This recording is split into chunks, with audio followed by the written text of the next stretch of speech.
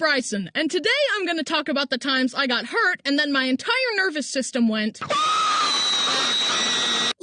I've never broken a bone, though. Wow, Bryson, you've never broken a bone? Your pain is irrelevant, you stupid idiot. Although I've never broken a bone, I've still experienced a wide range of physical pain. For example, one time I was holding a big PVC pipe and I threw it on the ground and it ricocheted back and hit my funny bone at Mach 10. It felt like an electrical fire on my arm. I hereby vote for the removal of funny bones from the human body because all it causes is pain. On second thought, why not remove all bones? Can't break what isn't there. Another time, I fell down face first while snowboarding and I scorpioned so hard that the bottom of my snowboard hit the back of my head. See that? Your back isn't supposed to do that. That causes a lot of ouchy feelings. Oh, my back! Now let's move on to the big ones.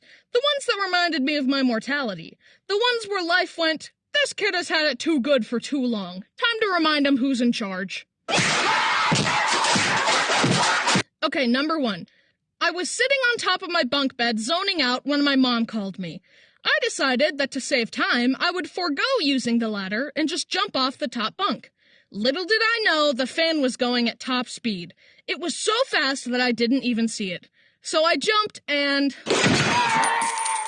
It happened so fast that I didn't even feel it at first, but I reached up to check the damage and then I saw the blood. Mom? What's up, honey? I'm losing blood at an alarming rate and would be most grateful if you, my caregiver and guardian, would transport me to the hospital to help heal the wound so that I can continue this mortal journey rather than ending it prematurely due to loss of blood. Nah, I'm kidding. What I actually said was... This other time, me and my brothers were bonding with Dad. How? Dad would pull down the basketball hoop, let one of us grab on, and then he'd let go and it would slingshot us into the air. Obviously. Anyway, I could see my brothers doing it and I wanted to turn. Okay, 3, 2, 1. My head slammed into the basketball rim, and that's naturally where my memory stops. My parents say that it scalped me a little bit and that I have a little bald spot. However, I have so much hair that neither I nor my parents have ever been able to find this so-called bald spot. I guess it's not there after all. This other time I was really young and my older brother was in an argument with Mom.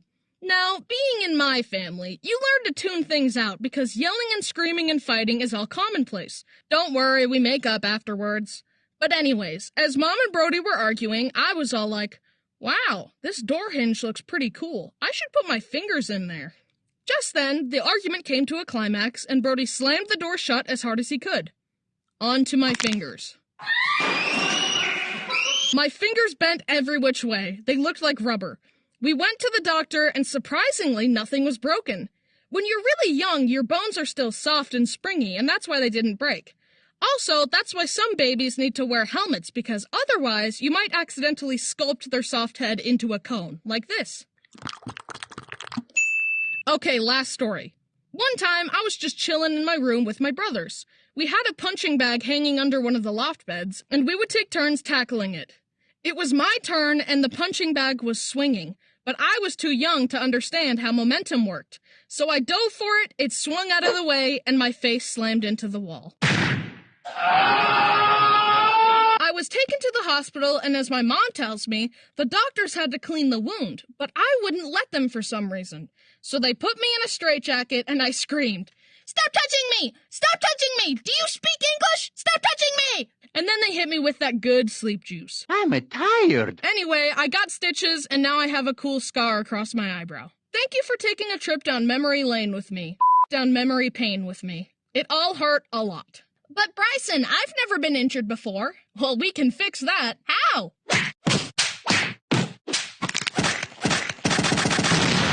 Wow, getting hurt really sucks. But you know what doesn't suck? Insert a really out-of-place sponsorship segue. Skillshare! Skillshare is an online learning community with like a bajillion classes to help you learn anything. You want to learn how to juggle? Boom! You want to learn how to cook? Boom! You want to get your ex-girlfriend back? Too bad! She isn't coming back, buddy. A lot of people ask me how I learned how to animate. The way I did it was watching videos called How to Animate, but they still left a lot of gaps. But guess what? There are tons of comprehensive classes on Skillshare that can teach you every step of the animation process. A beginner class I recommend is Animation for Illustration, adding movement to illustrations. This is a great place to start and then expand your animation skills from. Using it will make your brain bigger and you will acquire more skills. Knowledge is power and it's time for you to power up. This is a great place to start and then expand your animation skills from. Using it will make your brain bigger and you will acquire more skills. Knowledge is power and it's time for you to power up. Still not sold? Then give it a try for free. The first 1,000 people to use my